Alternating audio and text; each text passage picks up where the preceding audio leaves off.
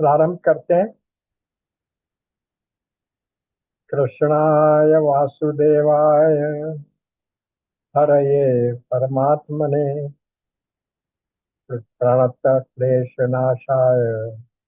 गोविंदाय नमो नमः। गोविंदाय नमो नमः।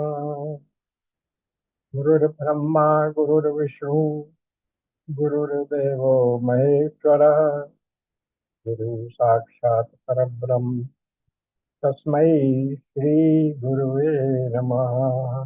श्री गुरुवे नमः।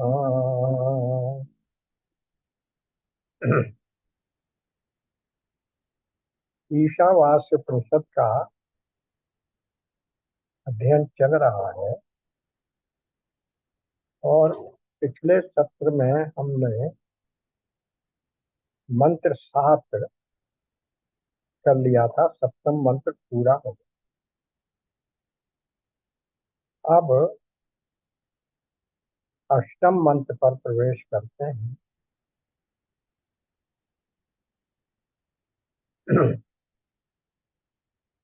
अष्टम मंत्र कह रहा है,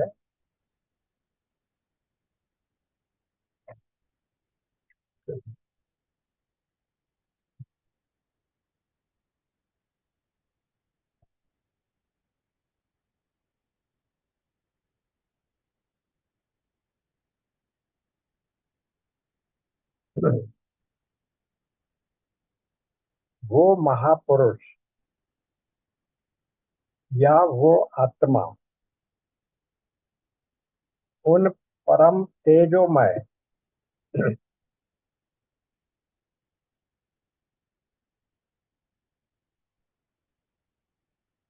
सूक्ष्म शरीर से रहित, अवरणम छिद्र रहित या क्षति रहित, अस्त्राविरम शिराओं से रहित, स्थूल रूप, अपाप विद्धम, शुभ अशुभ अशुभ संपर्क शून्य परमेश्वर को प्राप्त हो जाता।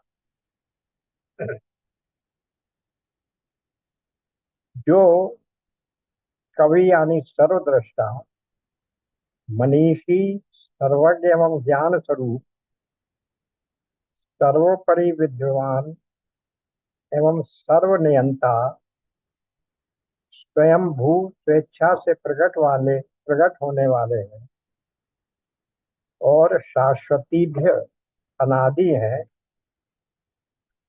काल अनादि काल से हैं, यथा तथ्य सब प्राणियों के कर्मानुसार यथा योग अर्थात संपूर्ण पदार्थों की रचना करते आए हैं।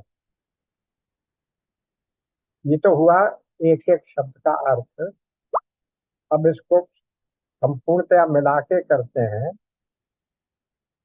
उपर्युक्त वर्णन के अनुसार परमेश्वर को सर्वत्र जानने देखने वाला महापुरुष उन परब्रह्म पुरुषोत्तम सर्वेश्वर को प्राप्त होता है, जो शुभ अशुभ कर्म जनित प्राकृत सूक्ष्म देह तथा पांच भौतिक अस्थि शिरा मांस आदि में षड विकार युक्त स्थूल देह से रहित, छिद्र रहित, दिव्य शुद्ध सच्चिदानंद घन है, एवं जो क्रांतदर्शी यानी सर्वद्रष्टा हैं, सबके ज्ञाता, सबको अपने नियंत्रण में रखने वाले, सबके ईश्वर यानी सबके अधिपति हैं और कर्म परवश नहीं वरन स्वेच्छा से प्रकट होने वाले हैं,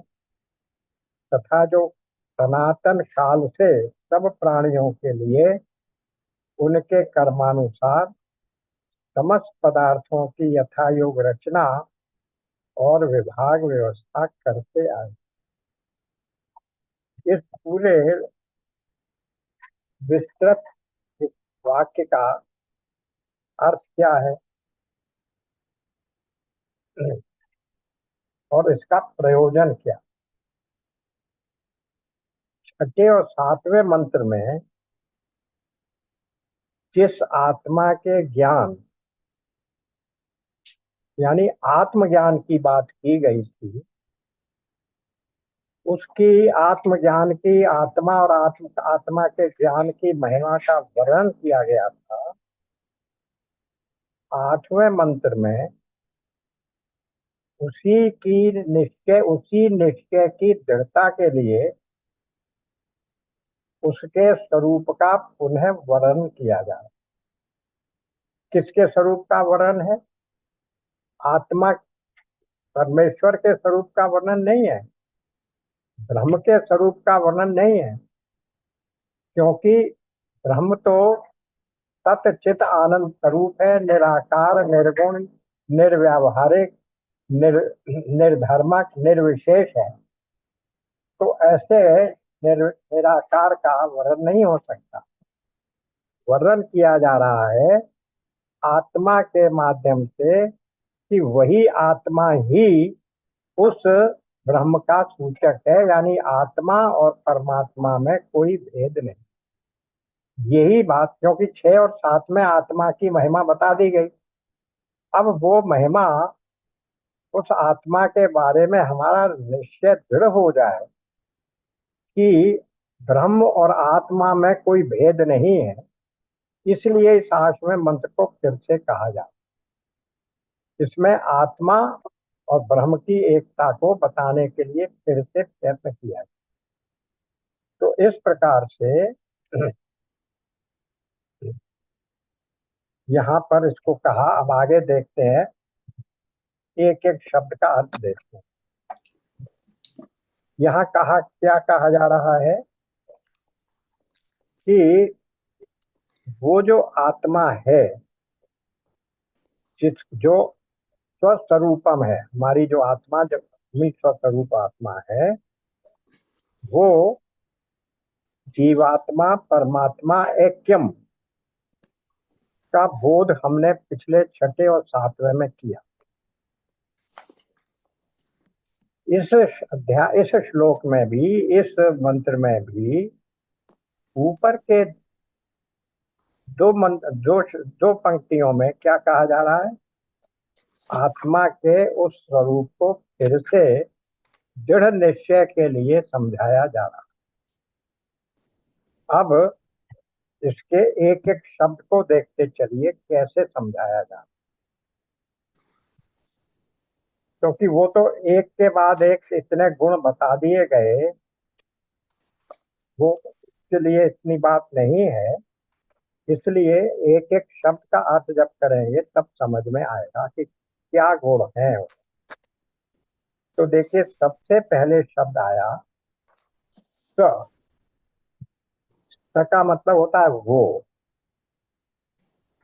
कौन वो? वो जो आत्मा, जो मेरा वास्तविक स्वरूप है।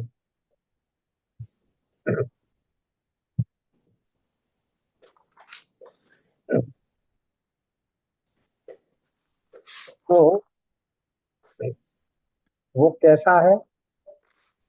जो मेरा वास्तविक स्वरूप है। और स का मतलब है वो कौन? जिसके बारे में छठे और सातवें श्लोक में बता चुके। और वहां क्या बताया था? देखिए, सातवें श्लोक में प्रारंभ में ही बताया था, यह आत्मा सर्वाणी भूतानि अभूत।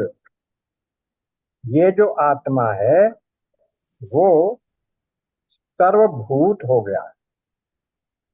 यानी सर्वभूत का अर्थ क्या था? कि वो सब में व्याप्त हो गया है। वही आत्मा सब में व्याप्त है और सब मुझ में व्याप्त है। ये बात हम लोगों ने पिछली दफा देखी थी। सर्वभूत आत्मा में कहने का अर्थ है कि आत्मा अधिष्ठान है, और आत्मा और भूत अध्यस्त हैं। फिर ये कहना कि वो भूत मुझ में अध्यस्त हैं, तो इसका अर्थ क्या हो गया कि भूत अधिष्ठान हो गए और आत्मा अध्यस्त हो गया। अब ये दोनों विरोधी बातें कैसे समन्वित की जा सकती हैं, इनको कैसे रिकंसाइल किया जा सकता है, जब तक कि ये न मान लिया जाए कि जो आत्मा है और जो भूत है वे दोनों ही एक ही, उनके आत्मा भूत दोनों ही परस्पर अधिष्ठान और अध्यस्त हैं। मैं आपका अधिष्ठान, आप मेरे अधिष्ठान। ये कब हो सकता है? जब दोनों एक ही वस्तु हो। ये बात वहां समझा दी गई थी। और ये फिर क्या कहा गया था? एक तत्वदर्शी विज्ञानी को, एक आत्मा और परमात्मा, ब्रह्म और आत्मा को एक देखने वाले ज्ञानी को जिस समय ये लगता है कि ये आत्मा ही सर्वभूत हो गया, उसका अर्थ ये नहीं कि वो आत्मा भूत बन गया। भूत बना नहीं, आत्मा सर्वभूतों के रूप में परिणत हो गया या सर्वभूत उसमें लीन हो गए, ऐसा नहीं।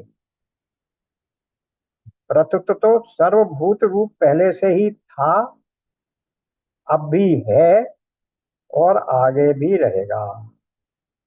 क्योंकि आत्मा परमात्मा दो है ही नहीं। भूत भी, जो जिसको हम भूत कहते हैं, उसको अगर हम ये मान लें, कई तरीके से व्याख्या की जा चुकी है कि या तो वो कार्य है आत्मा का, तो आत्मा का अगर कार्य है तो फिर वो भूत क्या है? भूत है अभिन्न निमित्त उपादान कारण। उन सारे भूतों का उपादान और निमित्त कारण परमात्मा या ब्रह्म ही हो गया। इसलिए भी वो जगत ब्रह्म ही हो गया और कुछ नहीं रहा, भूत सारे ब्रह्म ही हो गए। इसलिए इस तरीके से भी कह सकते हैं, या ये भी कह सकते हैं कि वो आत्मा अपने अपने आप को ही भूतों के रूप में ही परिलक्षित कर रहा है, उसमें कोई परिवर्तन नहीं हुआ, केवल नाम रूप और आकार उसमें बढ़ गए। और ये नाम रूप और आकार मिथ्या है, ये वास्तविक नहीं। इसीलिए कहा जाता है कि ब्रह्म सत्य जगत मिथ्या। तो जगत का मिथ्या कहाँ तक सीमित है? नाम रूप और आकार तक। अन्यथा उस जगत में ब्रह्म के अतिरिक्त और कुछ है ही नहीं। जैसे रज्जू में वो सर्प, रज्जू के सर्प में रज्जू के अतिरिक्त और कुछ है ही नहीं। केवल ब्रह्म की माया शक्ति के कारण वो, उस माया ने रज्जू के वास्तविक स्वरूप को ढक लिया, क्योंकि उसमें आवरण शक्ति है, वेलिंग इफेक्ट है। और उसकी जगह उसने एक नए नाम रूप और आकार को प्रक्षेपित कर दिया, उसमें प्रोजेक्शन इफेक्ट भी है। तो क्या हुआ? वो सर्प रस्सी की जगह सर्प दिखने लगा। किंतु क्या सर्प में रस्सी से अतिरिक्त कुछ है? जितनी लंबी रस्सी उतना लंबा सर्प, जितनी मोटी रस्सी उतना मोटा सर्प, जिस रंग की रस्सी उस रस्सी उस रंग का सर्प। और जब वो सर्प वहां से चला भी गया तो उसके सर्प के विष की एक बूंद का भी लेश मात्र उस रस्सी में असर नहीं आया। तो इसका मतलब क्या हुआ कि वो सर्प उसी रस्सी में काल्पनिक रूप से प्रकट हो रहा, लेकिन वास्तविकता किसकी थी? रज्जू।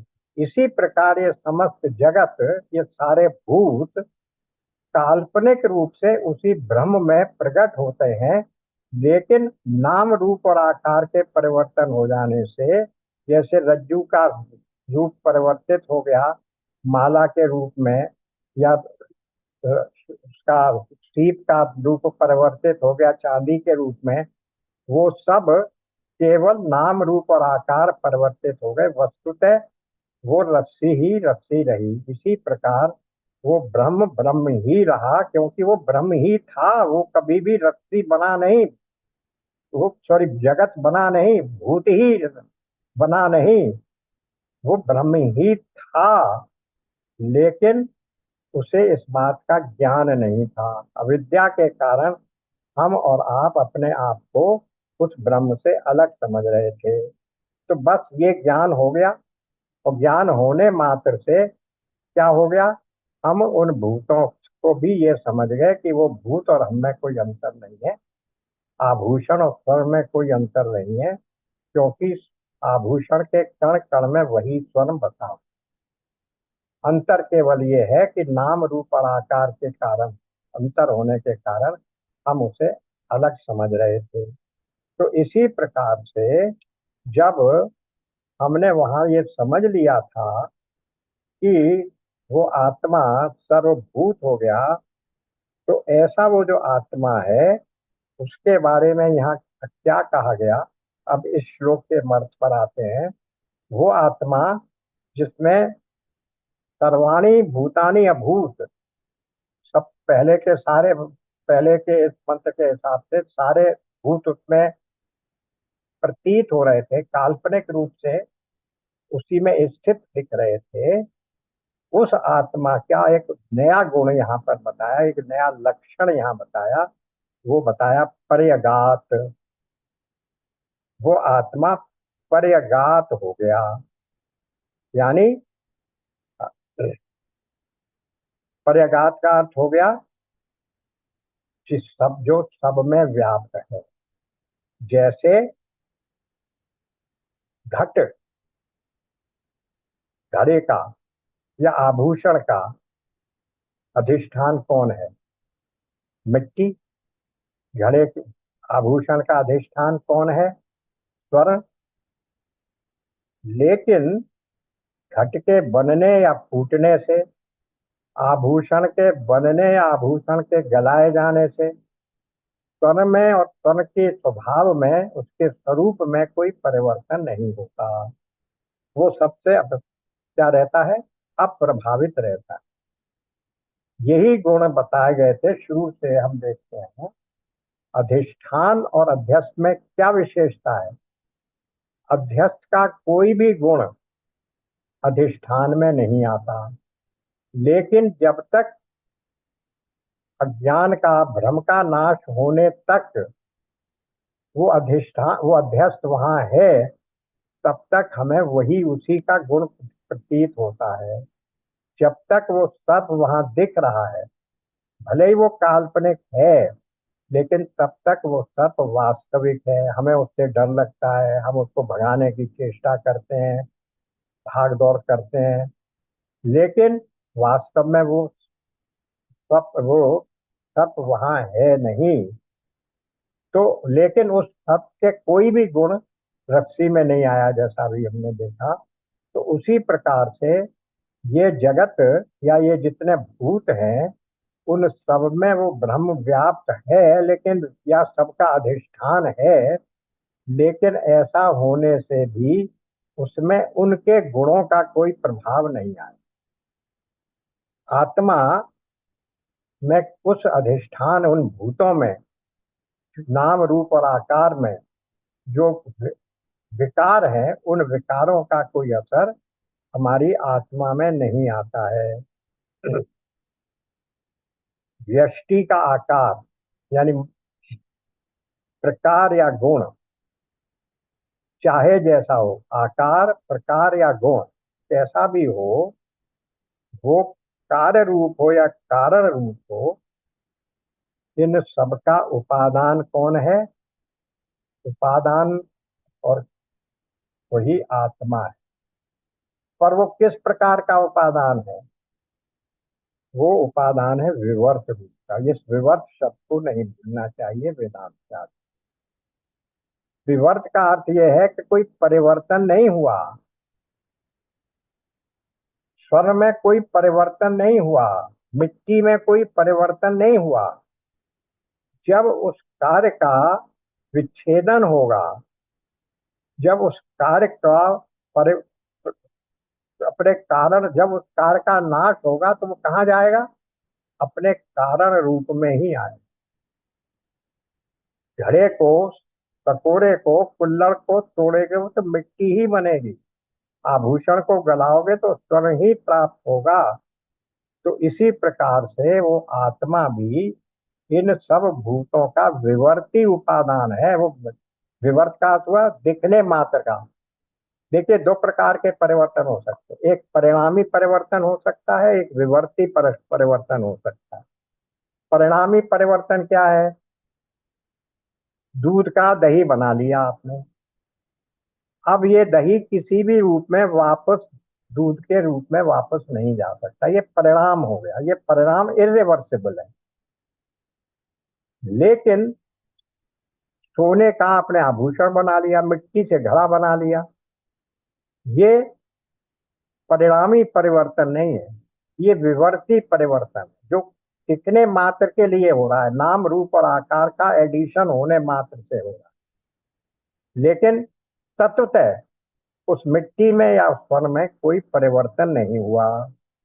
इसी प्रकार से ये जो आत्मा है, ये आत्मा सबका पर्यगात होते हुए भी, सब भूतों का पर्यगात होते हुए भी, पर्यगात का मतलब सब भूतों में व्याप्त होते हुए भी, देखिए पर्यगात शब्द की संधि विच्छेद कर लीजिए। परि शब्द को बार बार हम देख चुके हैं, परि का अर्थ होता है चारों ओर से। जैसे जो व्यक्ति कहते हैं ना, जो भगवान को पर्युपासते, भगवान की उपासना करता है, परि उपासते, उसको संधि मिला के हो गया परयु, अ और वो मिला देते हैं तो या बन जाता है। तो पर्युपास्य का अर्थ क्या होता है? हर ओर से, हर समय, हर प्रकार से, हर देश काल परिस्थिति में जो व्यक्ति भगवान की उपासना करता है, उसको उन्होंने कह दिया पर्युपासते। तो परि का अर्थ होता है चारों तरफ से, हर प्रकार से घेर लेना। तो यहाँ भी पर्यगात, गात का शब्द हो गया, उसका शरीर बन गया, वो सब प्रकार से आत्मा उनमें व्याप्त हो गया, इसलिए पर्यगात शब्द हो गया। लेकिन वो सर्वव्यापी होने के बाद भी विवर्ती उपादान है, इन सब भूतों का उपादान है, पर परिणामी उपादान नहीं, विवर्ती उपादान। अब आ गए हम पर्यगात के बाद दूसरे शब्द पर। क्या आया? दूसरा शब्द आया,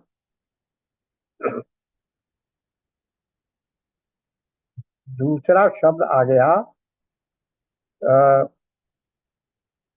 वो उसी आत्मा की अभी व्याख्या चल रही। तो वो जो आत्मा है, वो तीन तरीके से इस संसार का एक्सपीरियंस करता है। किन रूपों में करता है? तीन अवस्थाओं, अवस्था त्रय जिसको कहते हैं, जागृत, स्वप्न और सुषुप्ति। तो जागृत अवस्था में आत्मा किसका अनुभव कर रहा है? प्रपंच का, इस जगत संसार का, जगत का, संसार का कहना चाहिए। स्वप्नावस्था में किसका अनुभव कर रहा है? सूक्ष्म प्रपंच का, क्योंकि वहां स्थूल शरीर तो रहा नहीं, सो गया है, केवल मन जागृत है, जो सूक्ष्म शरीर का एक भाग है। तो वो उस मन के द्वारा ही तो सारी स्वाप्निक संसार की रचना हो रही है। तो वहां आत्मा किसका अनुभव कर रहा है? सूक्ष्म प्रपंच का, या स्वप्न प्रपंच का, स्वप्निक प्रपंच का, क्योंकि वहां वो जागृत वाला संसार नहीं है, अब स्वप्न का नया संसार बन रहा है। और सुषुप्ति अवस्था में क्या होता है? जो कारण शरीर है, उस कारण अवस्था का वो अनुभव कर रहा है। वो कारण शरीर क्या है? कारण शरीर में तो कुछ है ही नहीं सिवा अविद्या। ये हम लोग जब कर रहे थे आत्मबोध में, अध्यात्म बोध में, और उससे पहले भी ये देख चुके हैं कि तीन प्रकार के शरीर हैं, स्थूल शरीर, सूक्ष्म शरीर और कारण शरीर। और कारण शरीर केवल अविद्या का ही नाम है, इसलिए वहां पर वो अविद्या के अनुसार वो उसको कुछ दिखता नहीं है। ये क्यों कहते हैं अविद्या का कारण? ये हमारे रोज का अनुभव है कि सुषुप्ति के बाद जब हम उठते हैं तो पहले तो ये समझ देखिए कि सुषुप्ति में क्या रह जाता है। स्वप्न में मन भी सो गया, बाकी शरीर पहले सो गया, केवल सॉरी मन रह गया, बाकी शरीर सो गया। सुषुप्ति में मन भी सो गया, तो इस पांच भौतिक शरीर का तो कोई संबंध ही नहीं रहा सुषुप्ति में। फिर जब आप उठते हैं तब क्या कहते हैं? आज मैं सुख से सोया पर कुछ पता नहीं लगा। वो जो अज्ञान अवस्था है जिसमें हमने कहा कि पता नहीं लगा, वो अज्ञान अवस्था ही उस कारण शरीर के होने के कारण से ब्लैंकनेस जिसको कहते हैं, अज्ञता जिसको कहते हैं, उसके आधार पर है। तो वो जो है वो अज्ञान अवस्था, जो कुछ भी हमें प्रतीत नहीं हो रहा था, मालूम नहीं हो रहा था, अनुभव नहीं हो रहा था, उस सब का ही नाम है वो अज्ञान अवस्था, जो कि सुषुप्ति में थी। और और इसीलिए जब हम सुषुप्ति से जागे तब फिर स्वप्नावस्था और जागृतावस्था वापस आ गई। पर ये तीनों अवस्थाएं अनुभव किसके द्वारा की जाती? ये बात बार बार आ चुकी है, लेकिन व्याख्याकार बार बार इस बात को हमें समझाना चाहते हैं। किसके द्वारा अनुभव की जा रही है? मेरे द्वारा, आत्मा के द्वारा। आप कहें कि आत्मा का तो कुछ अनुभव करता ही नहीं है। आत्मा जो अनुभव कर रहा है वो किस रूप में कर रहा है? जिसको हम तुरीय कहते हैं, जो जागृत है, जो तीनों अवस्थाओं में जागृत है। अगर वो जागृत नहीं होता, कुछ भी जागृत नहीं होता, अनुभव करने वाला वहां कोई होता ही नहीं, तो हम ये कैसे कहते कि हम आज मैं सुख से सोया? ये स्मृति नहीं है। फिर से समझिए, स्मृति कब होगी? स्मृति होती है हमारे सूक्ष्म शरीर में, चित्त में। मेमोरी डिस्क क्या है? मन बुद्धि चित्त अहंकार में हमारी मेमोरी डिस्क चित्त ही तो है, या मन कह लीजिए।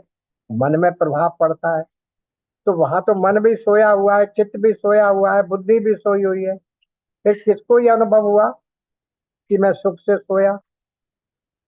तो यह अनुभव उसी आत्मा को हुआ जो इन तीनों अवस्थाओं में सदा जागृत है। तो उसी आत्मा को, वही आत्मा के द्वारा इन तीनों अवस्थाओं का अनुभव किया जा रहा है। और इन तीनों अवस्थाओं का अनुभव करने के लिए वो क्या करता है? आत्मा इन तीन प्रकार की अवस्थाओं को प्रयोग करता है। जागृत अवस्था का अनुभव करने के लिए जागृत अवस्था का प्रयोग करता है, स्वप्न का अनुभव करने के लिए उनका अनुभव करता है, सुषुप्ति का अनुभव करता है। तो इस प्रकार से सूक्ष्म शरीर, स्थूल शरीर और फिर कारण शरीर, तीनों का अनुभव हमें आत्मा के इस माध्यम से हो जाता है। अब ये जो हमें अनुभव हुए, ये वास्तविक हैं, यानी सदा रहने वाले हैं, या कुछ देर के रहने वाले हैं?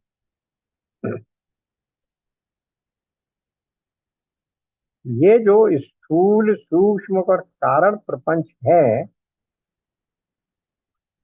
ये तीनों टेम्पररी मीडियम हैं, कुछ देर रहने वाले हैं। लेकिन आत्मा इन सब से अलग है, असंग है। स्थूल सूक्ष्म शरीरों से असंग है, यानी उन सबका राहित है उस आत्मा में। ये आइडिया यहाँ दिया जा रहा है किसके बारे में? स, वो आत्मा कैसा। छठे सातवें में भी बता चुके हैं, लेकिन क्योंकि अष्टम मंत्र का उद्देश्य उस भाव को और दृढ़ करना है, इसलिए इतनी व्याख्या के बाद फिर यही बता दिया कि उस आत्मा में न स्थूल शरीर है, न सूक्ष्म शरीर है, न कारण शरीर है, न जागृत अवस्था है, न स्वप्न अवस्था है, न सुषुप्ति अवस्था है। ये सब क्या है?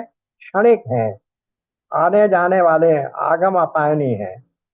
लेकिन आत्मा इन सब में वास्तविक स्वरूपतः तत्वतः वही एक ही आइडिया है। इसलिए उस आत्मा की ये विशेषता बता दी। अब इसके बाद दूसरा शब्द क्या आया था, श्लोक को देखिए। स की व्याख्या हो गई, पर्यगात की व्याख्या हो गई। अब आ गया एक शब्द और, वो शब्द क्या है?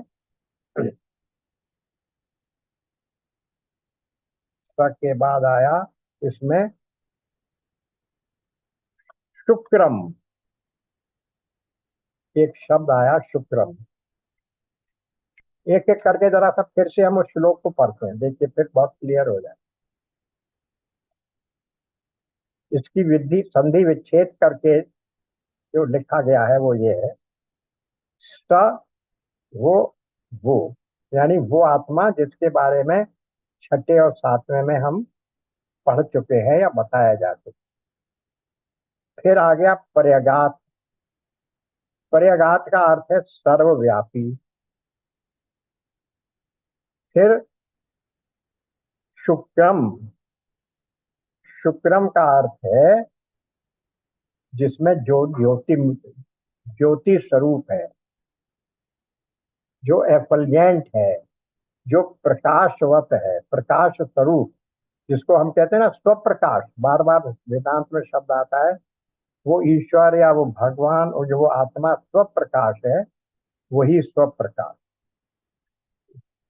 जिसके बारे में ये कहा गया गीता के 15.12 में कि वो जो मेरा धाम है वो स्वप्रकाश है, उसे न सूर्य प्रकाशित करता है, न चंद्रमा प्रकाशित करता है, न अग्नि प्रकाशित करता है, वो स्वयं प्रकाश है।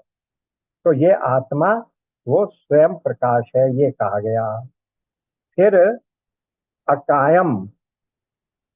काया हम कहते हैं शरीर को, कहते हैं ना आपकी काया बहुत दुखी हो रही है इस समय, क्या बात है, काया कष्ट होता है, शब्द है। तो अकायम का अर्थ हो गया अशरीरी, जिसमें काया नहीं है, अकायम।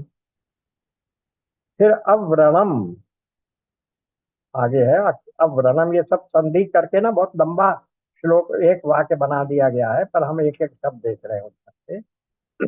अव्रणम, व्रण कहते हैं घाव को, घाव हो जाना, चोट लग जाना, क्षति हो जाना। तो अव्रण का अर्थ हो गया जिसमें किसी भी प्रकार की कोई क्षति, कोई घाव, कोई चोट नहीं लग सकती, जिसमें किसी प्रकार से उसको क्षत विक्षत नहीं किया जा सकता। फिर आ गया असनाविरम। ये शब्द कहाँ से बना? असना बना स्नायु से, जिसमें स्नायु नहीं है, यानी किसी भी प्रकार की नाड़ियां या शरीर जैसी कोई वस्तु वहां नहीं।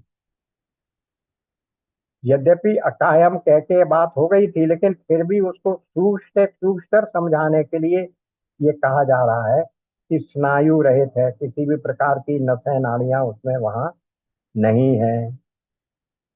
फिर आया नीचे की तरफ देखे, विरम के बाद, स्नायु विरम के बाद शुद्धम। शुद्धम क्या है? शुद्ध। शुद्ध का अर्थ हुआ पवित्र, हर प्रकार से शुद्ध, जिसको हम शौच के अर्थ में भी ले सकते हैं, बार बार हम जिसको शौच कहते हैं, आंतरिक और बाह्य शुद्धता। फिर अपाप विद्धम, इसके अर्थ तो क्लियर ही है, जो किसी भी प्रकार के पाप से विद्ध नहीं, यानी पाप का जिसके ऊपर कोई प्रभाव नहीं पड़ा हुआ। विद कहते हैं भेद, वेद कर देना। जैसे तीर से वेद दिया तो उसको कहते हैं उसको भेद दिया गया, विद। तो अपाप विद्यम, उसको किसी भी पाप ने भेदा हुआ नहीं है। किसी पाप, किसी भी प्रकार के पाप से उसकी पवित्रता में, उसकी शुद्धता में कोई अंतर नहीं पड़ा है। वो पापों से दूर है, निष्पाप है। कवि, कवि है सर्वज्ञ। अब आप कहेंगे कि भाई हम तो कवि जानते हैं कविता लिखने वाले को। तो ये कवि शब्द का अर्थ हिंदी भाषा में तो ये है, लेकिन वहां भी इसलिए है कि जो कवि का वास्तविक अर्थ है वो है सर्वज्ञ, क्रांत दर्शा, सॉरी क्रांतदर्शी, जो भूत भविष्य के बारे में जानता है, भविष्य कल्पना कर सकता है किस तरीके से भविष्य आने वाला है या किस तरीके से भविष्य को बनाए। तो उसको क्रांत दृष्टा या क्रांतदर्शी कहते हैं, जो भूत भविष्य को जानने वाला है, सब कुछ को सर्वज्ञ। वहीं से ये बात हिंदी में ये शब्द आ गया कवि। क्यों? क्योंकि कवि के लिए क्या क्या कहा गया है? जहां न जाए रवि तहां जाए कवि। तो यानी वो इतना सर्वज्ञ है कि जहां न जाए रवि वहां तक पहुंच जाता है, इसीलिए वो कवि शब्द हिंदी भाषा में आ गया, इस रूप में आ गया, वो बूढ़ हो गए। अच्छा, फिर क्या है? मनीषी। मनीषी को हम गीता में देख चुके हैं। मनीषी का अर्थ होता है जो मनन करने वाला व्यक्ति, जिसने अपने मन पर नियंत्रण कर रखा है और जो मनन कर रहा है, चिंतन कर रहा है, ध्यान कर रहा है, उस व्यक्ति को हम कहते हैं मनीषी, मन का शासक। हाँ, इसमें दो शब्द आ गए ना, मन ईशी। संधि विच्छेद करें तो अर्थ बहुत से क्लियर होते चले जाते हैं। ईश्वर हम किसको कहते हैं? ईश किसको कहते हैं? जो सबका शासक है। ईश धातु का अर्थ है जो सब शासन करने वाला, शासक, शासन करने वाला, इसीलिए ईश्वर शब्द बन गया। जो सब पर शासन करने वाला है उसे ईश्वर कहते हैं। तो जब यहाँ इन्होंने कहा मन ईशी, मन का शासक, मन के ऊपर शासन करने वाला, ईश, मन का ईश, यानी मन का शासक। फिर आ गया, इसके बाद क्या आ गया? परिभू। अभी देख लिया हमने परिभू का अर्थ तो विस्तार में, यानी सब और व्यापक और सर्वोत्कृष्ट। फिर आया स्वयंभू। स्वयंभू का अर्थ है जो स्वयं उत्पन्न होता। भू से बना भूत, जो स्वयं जो अपने आप को, स्वयं को उत्पन्न करता है। भूत शब्द की अर्थ क्या है? बेसिक अर्थ भूत शब्द का अर्थ है जो उत्पन्न किया जाता है उस सबको भूत कहते। जो कुछ भी उत्पन्न किया जाता है भौतिक जगत में, क्योंकि भौतिक जगत में है, उत्पन्न हो रहा है, इसलिए उसे भूत कहते हैं। लेकिन जो उत्पन्न किया जाता है वो भूत, तो वो स्वयं भू, वो स्वयं उत्पन्न किया हुआ, उसको किसी दूसरे के द्वारा उत्पन्न नहीं किया गया। वो जो भूत है वो ऐसा नहीं है। हम और आपका जन्म किस लिए होता है? हमारा किस कारण से उत्पन्न होते हैं? हम अपने कर्म फलों का भोग भोगने के लिए उत्पन्न होते हैं। आत्मबोध में यही बताया गया कि जो कर्म फलों का भोग भोगने के लिए जो पैदा होता है वो भूत है। वो इसलिए, लेकिन वो ऐसा नहीं है, ईश्वर ऐसा नहीं है, बताया वहां। ये ईश्वर जो, वो जब तीसरे चौथे अध्याय में कहा ना, मैं अपने आप को सृजत सृजाम में हम, तो मैं अपने आप को सृजत करता हूँ, प्रकट करता हूँ, पैदा नहीं करता। क्योंकि परमात्मा किसी भी पाप कर्म के भोगने के लिए उनके रिजल्ट के अनुसार पैदा नहीं हो रहा। वो अपनी इच्छा से अपने आप को प्रकट करता है। तो इसलिए अर्थ हो गया स्वयंभू का कि जो स्वयं प्रकट है। उत्पन्न करना शब्द भी उचित नहीं है, जो स्वयं प्रकट है, अपनी इच्छा से प्रकट होता है। सरजा में हम, वो भूत है, वो स्वयं भूत है। फिर आ गया शाश्वतोभ्य समाभ्य, जो नित्य है। शाश्वत शब्द से हो ही गया नित्य है। और समाभ्य संवत्सराक्ष प्रजापतियों के लिए, जिसने प्रजापतियों को उत्पन्न किया।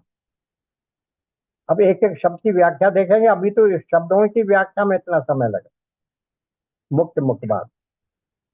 फिर क्या हुआ, याथा तथ्यता। याथा तथ्यता का अर्थ है कि जिसको जो काम सौंपा गया उसको वो, या वो जिस काम के जो उपयुक्त है उसको वो काम दे दिया। यथा योग्य, जिसको हम संक्षेप में कह सकते हैं। अर्थान, कर्तव्य पदार्थों का व्यदधात विभाग किया गया है। यानी वह, वो आत्मा सर्वव्यापी ज्योतिष मत, बिल्कुल उसी शब्दों के अनुसार अब कर रहे हैं हम लोग अर्थ इसका, श्लोक के अनुसार। वो वो आत्मा जो सर्वव्यापी ज्योतिष मत, अशरीरी, फिर अक्षत, जिस अवरणम, अक्षत जिसमें कोई चोट नहीं पहुंचती, स्नायु रहित, शुद्ध, निष्पाप, सर्वज्ञ, मन के ऊपर शासन करने वाला, पर्यगात यानी सर्वोत्कृष्ट, स्वयंभू है, स्वयं को सृजित करने वाला है। उसी ने संवत्सर नामक प्रजापतियों को यथा योग रीति से कर्तव्य करने का विभाग किया। अब अगर इस श्लोक की इस व्याख्या को एज इट इज पढ़ लें तो इसका अर्थ हम और आप क्या करेंगे, ये करेंगे कि ये कहा जा रहा है परमात्मा के लिए। उसी ने उत्पन्न किया, यही तो सब हो रहा है। उसके इतने गुण बताए गए, ये सारे गुण किसी और में तो है नहीं, परमात्मा में ही हो सकते हैं, ईश्वर में हो सकते हैं। और उसी ने इनको उत्पन्न किया और उनपे कार्यों का विभाग किया। तो भाई और किसने विभाग किया, भगवान ने किया। गीता के 18वें अध्याय में उन्होंने कहा है कि ये जो वर और आश्रम व्यवस्था है वो मैंने ही बनाई। तो भगवान ने कहा है इस तरह से।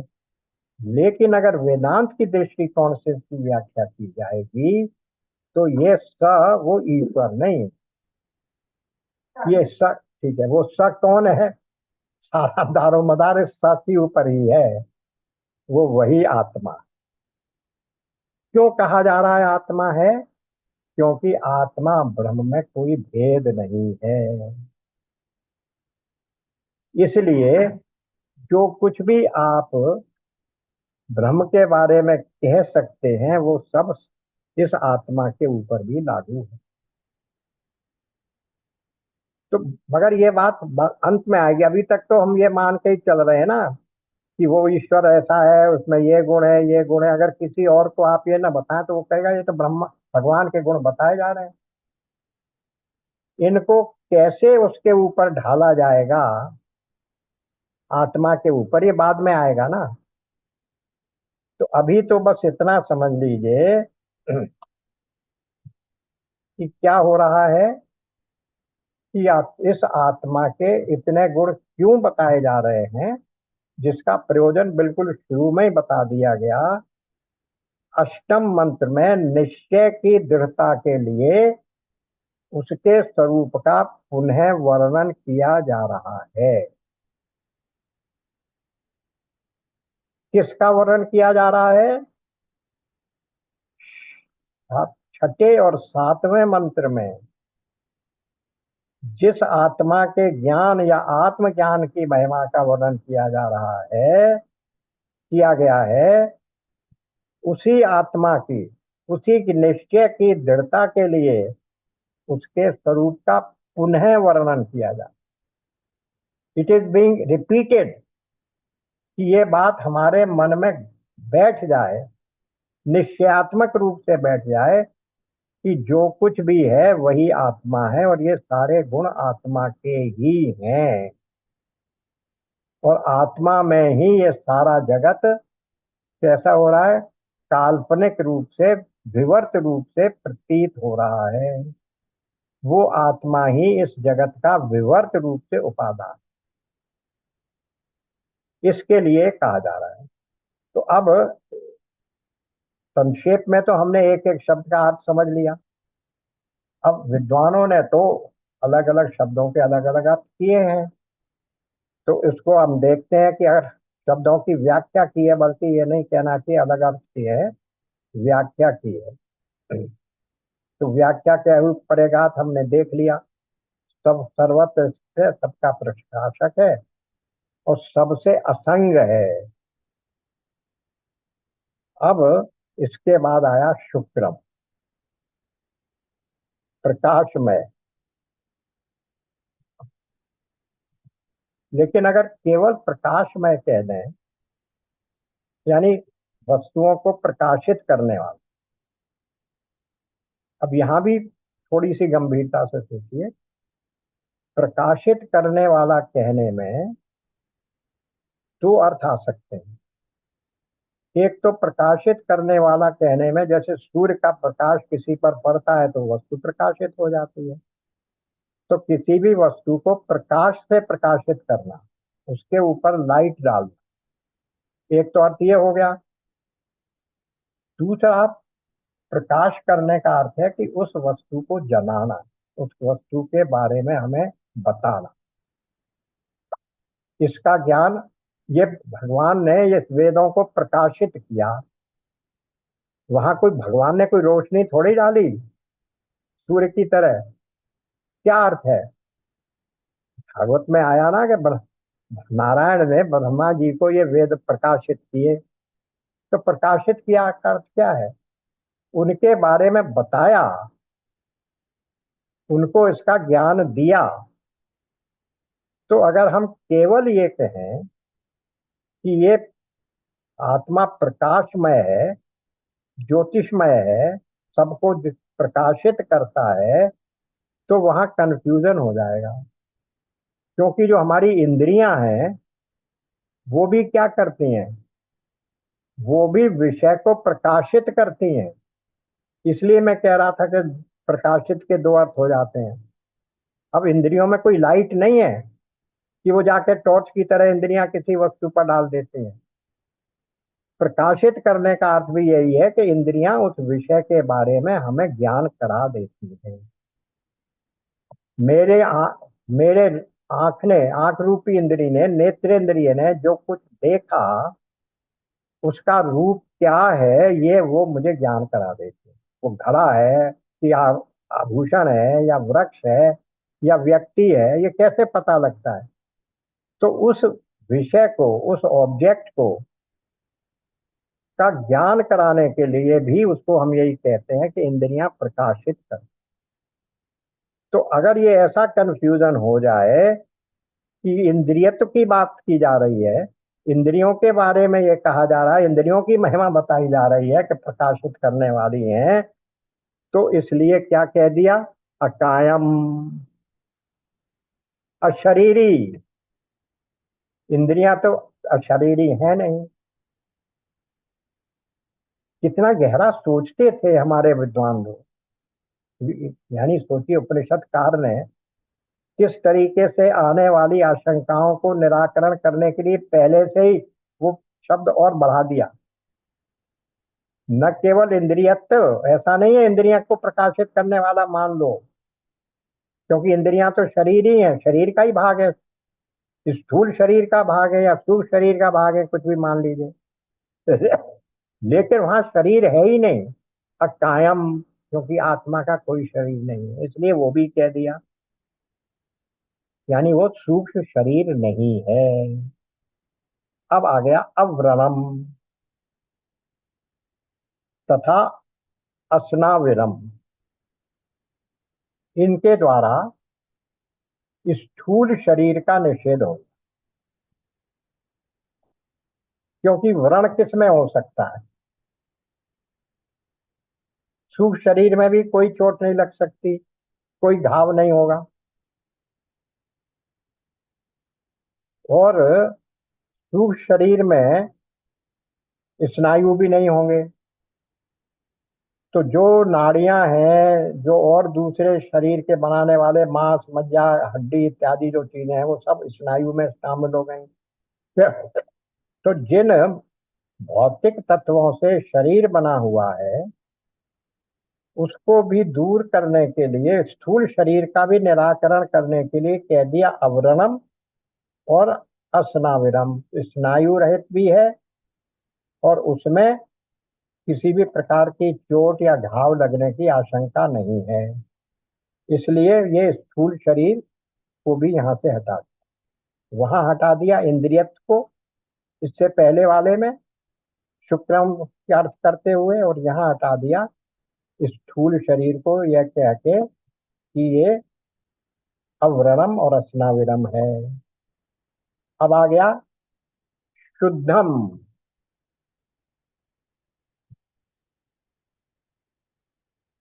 आत्मा शुद्ध है,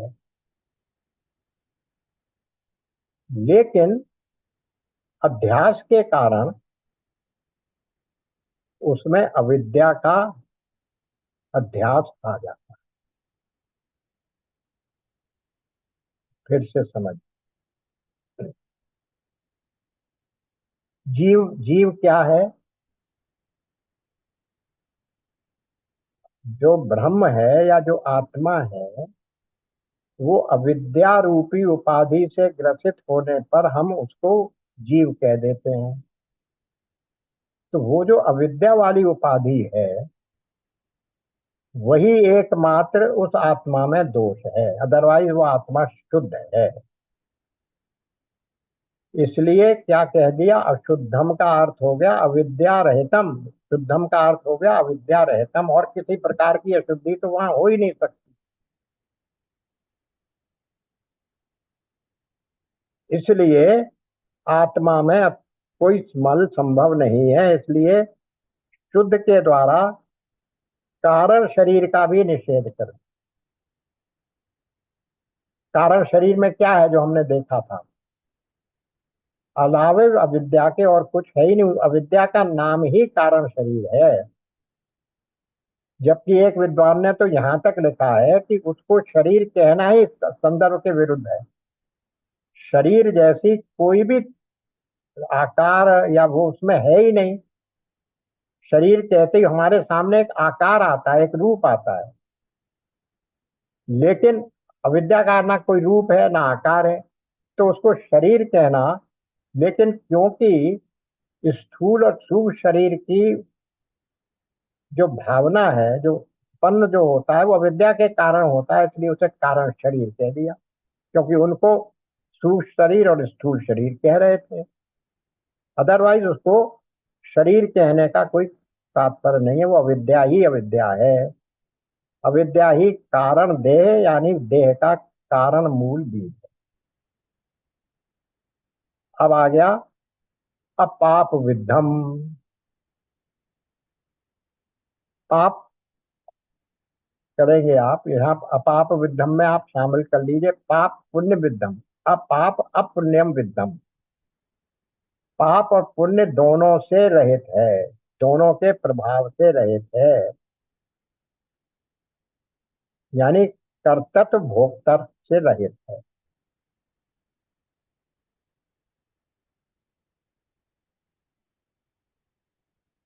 कर्तापन के होने से ही व्यक्ति पाप या पुण्य करता है, और उसी के फल को भोगने के लिए भोक्तापन बनता है, और उसको भोगने के लिए शरीर लेना पड़ता है। कोई योनि में हो लेकिन शरीर लेना पड़ेगा। तो इसलिए वो कह रहे हैं कि अपाव विद्धम का अर्थ हो गया वो कर्ता भोक्ता नहीं, क्योंकि ना उसमें पाप है ना पुण्य है, तो फिर वो कर्ता कहता है। कर्ता होगा तो पाप करेगा या पुण्य करेगा। जब कह दिया वो पाप पुण्य है ही नहीं तो फिर वो कर्ता भी नहीं, तो अकर्ता शरीर कर दिया, अब यह कर्ता हो गया। क्रांतदर्शी कवि के अर्थ हम लोग कर चुके। फिर आया मनीषी, मन का ईश्वर, मन का ईश। अब ईश्वर क्या करता है, सॉरी, ईश क्या करता है, शासक क्या करता है? आदेश देता है, प्रेरणा देता है। तो मनीषी का अर्थ न केवल ये कि वो मन का शासक है, बल्कि ये भी कि मन को जो प्रेरणा देता है। प्रेरक, ये हो गया मन का प्रेरक मनीषी, मन का शासक मनीषी।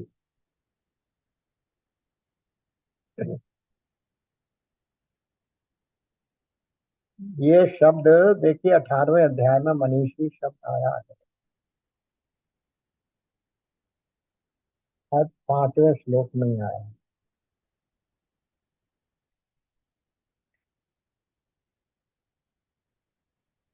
हाँ, 5वें में 18.5। यज्ञ दान और तपरूप कर्म त्याग करने के योग्य नहीं है, बल्कि ये वह तो अवश्य कर्तव्य है, क्योंकि यज्ञ दान और तप ये तीनों ही कर्म बुद्धिमान पुरुषों को पवित्र करने वाले हैं। पावनानी मनीषिणाम, मनीषी भी वही हो गया जो मन का शासक है, जो मनन करने वाला है, चिंतन करने वाला है, विद्वान है। अब हो गया, इसके बाद हो गया परिभू, हम देख चुके। सबको पराभूत करके, सबको हराकर, सबके वो पर्यगात देखा था, यहाँ ये परिभू है। परिभू का अर्थ है सबको पराभूत करके, सबको हराकर, सबके ऊपर अपनी श्रेष्ठता स्थापित कर ले, वो हो गया परिभू। अब आया स्वयंभू, ये भी हम देख लिए, जिसका कोई कारण नहीं, जो अपने आप में सदा से था, सदा है और सदा रहेगा, उसी को हम स्वयंभू कहेंगे। क्योंकि जो स्वयं उत्पन्न हुआ, इसका मतलब उसका कोई कारण नहीं है। अजात शब्द का, अजन्मा शब्द का भी तो अर्थ हम यही कहते हैं कि अजन्मा कौन, जिसका कोई कारण ना हो, वरना जन्म होगा तो कारण होगा उसका। इसलिए जिसका कोई कारण नहीं है, जो वही व्यक्ति स्वयंभू कहला सकता है। इसलिए क्या कह दिया, ये स्वयं प्रकाशक है, सर्व कारण है। ये इस तरह से स्वयंभू भी हो गया। अजात है, अपने आप को स्वयं प्रकट करने वाला।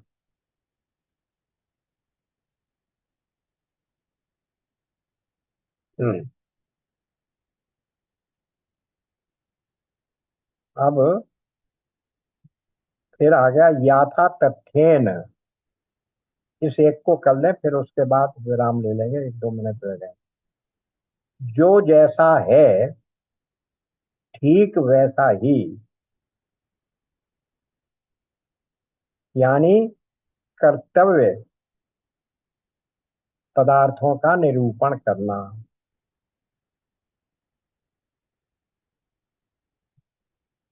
उन कर्तव्य पदार्थों को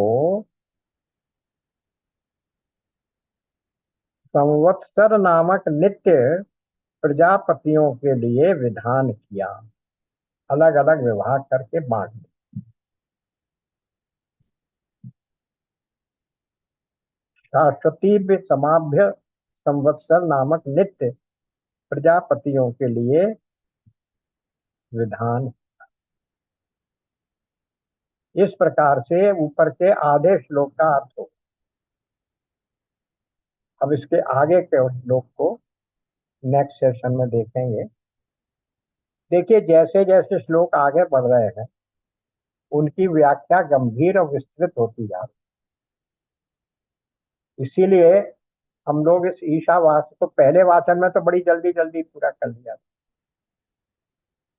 इसीलिए इसको दोबारा से हम लोग कर रहे हैं कि कलेवर में छोटा है लेकिन बहुत गंभीर है, बहुत गूढ़ है, ये बात है। सतसैया के दोहरे सतसैया के दोहे जो जो नावक के तीर नाविक के तीर देखन में छोटे लगे घाव करें गंभीर, तो ये वही सतसैया के दोहे।